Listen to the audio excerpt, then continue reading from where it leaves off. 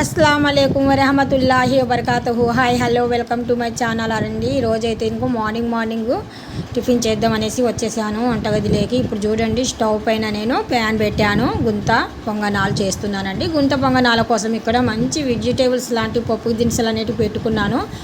ఇక్కడ నేను పచ్చిశనగపప్పు నానబెట్టాను, పెసలు కూడా నానబెట్టుకున్నాను, ఆనియన్ కటింగ్ చేసి పెట్టుకున్నాను, అందులో క్యారెట్ కూడా యాడ్ చేస్తున్నానండి.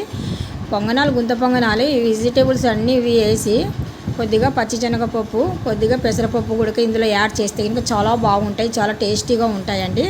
ఇవన్నీ ఇవి పిండిలో వేసి నేను బాగా కలుపుతున్నాను.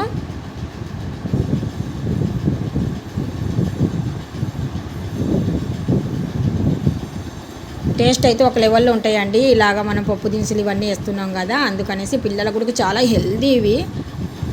మామూలుగా విడివిడిగా ఇస్తే పిల్లలు తింటారు, లేకపోతే లేదు. అందుకనేసి ఎందులైనా కానీ సరే ఒక దాంట్లో అయినా మనం వేసి అలాగా కలిపి వండితే కనుక పిల్లలకు చాలా మంచి హెల్దీ ఫుడ్ అందుతుంది వాళ్ళకు. మొత్తానికి పిండిలు వేసి అన్నీ కలిపేసి నేను మళ్ళీ ఒక్కసారి కలుపుతున్నానండి చక్కగా. ఇప్పుడు గుంత పొంగనాలు అనేటివి మనం రెడీ చేస్తున్నాం ఇక్కడ.